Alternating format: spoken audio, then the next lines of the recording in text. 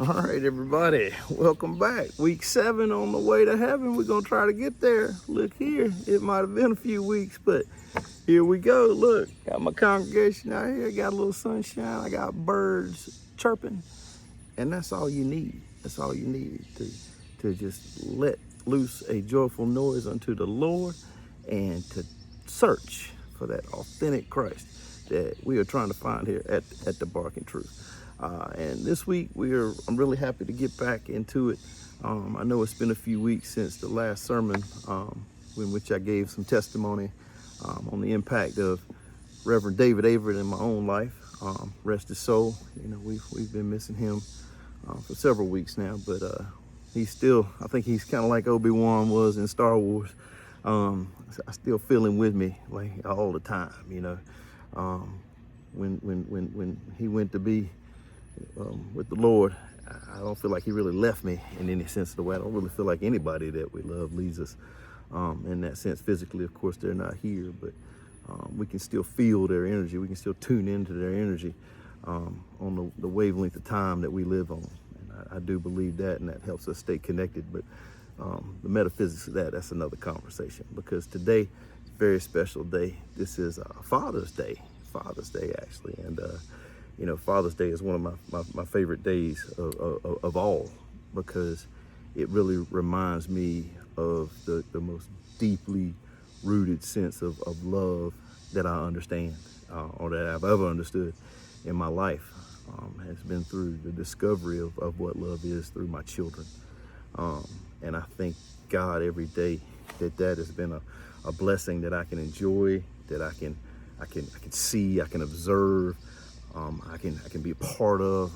I can really, you know, help them establish a strong root as beings, as individuals, as agents, you know, and as spirits, especially as they also grow and evolve, you know, while here on earth. And you know, their spirituality is between them and God, really. And you know, I don't impose my beliefs on my children. That's not what I don't believe in doing that.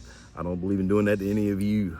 That's not the way we do it here at the Barking Truth. We don't validate through imposition. That's not the way of the Christ.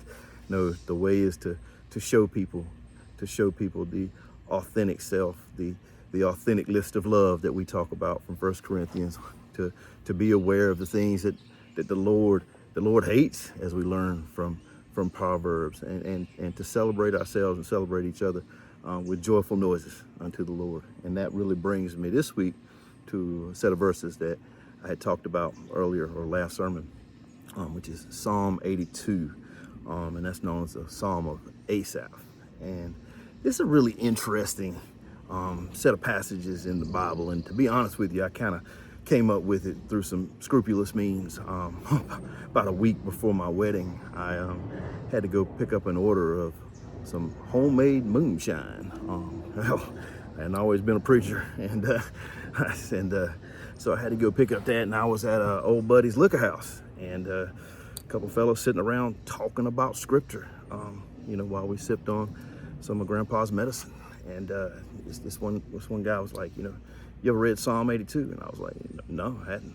And he got out his Bible and he read it to me right there, and I was like, wow, like that's not like anything I've really experienced in the Bible. So I, you know, since that time, I've kind of turned it over in my head and really thought of it more or less as having found me. Having it been revealed to me, so that it could really, I think, give some relief, some definition, some meaning, some purpose, some direction, some understanding for some of the things that I had experienced in life. And Psalm 82 starts out, you know, very plainly.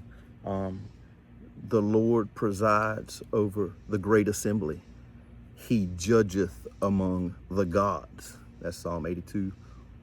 All right. And there's some very interesting nuance to the language of what I said. God presides over the great assembly. So we have the assembly. I think that would be, you know, all of creation. He judgeth among the gods. Now that's a very interesting turn of phrase there. Gods. All right. Now what could that mean? And there's lots of different ways to interpret that. You know, some people believe it would be the justices, the judges in the society. So if we kind of read it as it may have been written then, But it also could be interpreted as that like we ourselves are gods. If we have some sort of dominion over the beasts of the earth and creatures, then from a certain perspective, from their perspective, we would seem almost godlike in a sense, but still relative to God, capital G, we would still be, very minuscule in many ways. So in either case, though, we do have established that God is judging creation. Okay, God is judging creation. The next line, though, is in quotes, and apparently it is God having now actively in the present tense judged. God judges, okay, God presides.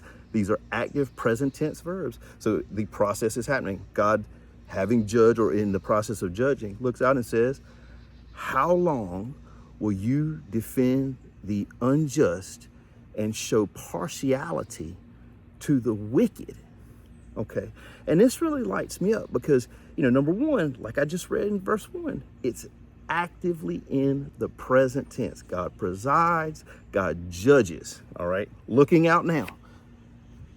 How long will you defend the unjust and show partiality to the wicked?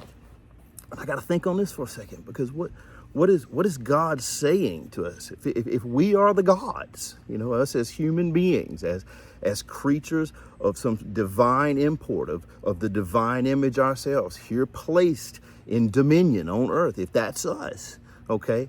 And God is looking at us in the present and asking, what is unjust? What is the wickedness that is being defended? And I think that's really easy to see, because we live in the age of the devil. We live in the age of the devil. We hear that devil's name all the time. We can hear his cacophonous trumpet blowing. Brrr. It's not a joyful noise unto the Lord. And it does not call upon the saints. It does not call upon the auspices of grace. It does not bring unity. It does not bring together community or harmony. These are all the things that the Lord says that he hates in Proverbs. All the things. And that devil does that every single day. Unjust and wicked. And all you have to do is look out and see people defend that. Defend that. The next verses go on. And it says, and this is what's so important to me. So important to me. This is why when I really heard this verse, it really popped for me. And this is how this all ties back to David Aver and today being Father's Day. It says, defend the weak and the fatherless. Defend the weak and the fatherless. Uphold the cause of the poor and the oppressed. Listen to that. Defend the weak and the fatherless. Uphold the cause of the poor and the oppressed. So God looks out over all the things he judges. Says, how do you uphold wickedness? How do you defend injustice? And then charges us to defend those that are fatherless. It did not say defend those that you fathered. It said defend the fatherless, the oppressed, the poor, the weak, the needy. Okay? And that is what I believe is missing today from a lot of churches and a lot of people's interpretation of Christianity, of the Christ. Okay? We are commanded. Psalm 82, I just read it. I just spoke it to you. Those are the words. Those are the words. Okay? And it goes on to say in the next verse, deliver them from the hands of the wicked. Deliver them. Deliver them. It is an active commandment. Psalm 82. To do better by people, to make good in people's lives. And making good, as we've talked about before, doesn't take much. It doesn't take a lot at all. 10-minute blocks. 10-minute blocks. I've been making good these past couple of weeks. I might not be making sermons every week, but that's okay. I spend my time making good. I make good on that piano. I make good in my 10-minute Sunday fellowships. I make good with my kids. I make good with my students, former students. You can make good too. The moments are everywhere. The moments are everywhere. And you can make good by making better the lives of those poor, of those weak, those oppressed, and those fatherless. They're everywhere. They are everywhere, people. They are everywhere. We live in tough times, and there is a devil actively working to divide, actively working to sow discord, actively working so that people can suffer for some sort of power, some sort of personal gain. That's terrible.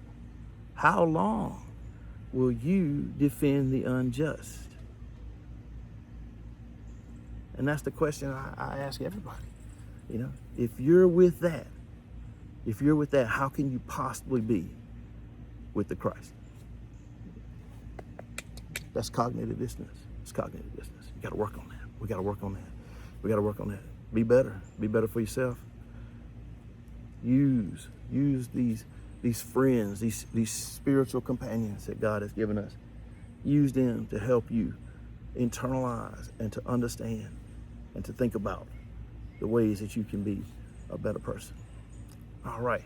Well, that's 10 minutes. And I told you, any good preacher can get anything done in 10 minutes. Can't get it done in 10 minutes, then what are you doing? What are you doing? So with that said, though, we're not done with Psalm 82. I want to stay on Psalm 82. But I want you to think about what I talked about so far. You know, God is judging. Not you're going to be judged, but God is judging. The ledger is being written right now. And if you want me to be honest with you, when we all actually get to go before the Lord and the book of life is open and that ledger is read, the ledger of your life, the ledger of my life, I'm betting that much of that case on whether or not you make it to heaven, you make it into eternity, is going to be based upon what you do for children, how you help them grow, and what you support and what you give oxygen to will influence them as well. And it's important that they see you making good and they see you honoring these dictates that we have received from the Lord on what is love, what the Lord doesn't love, and what he is charging us to do in life for each other. So until next time, y'all be good.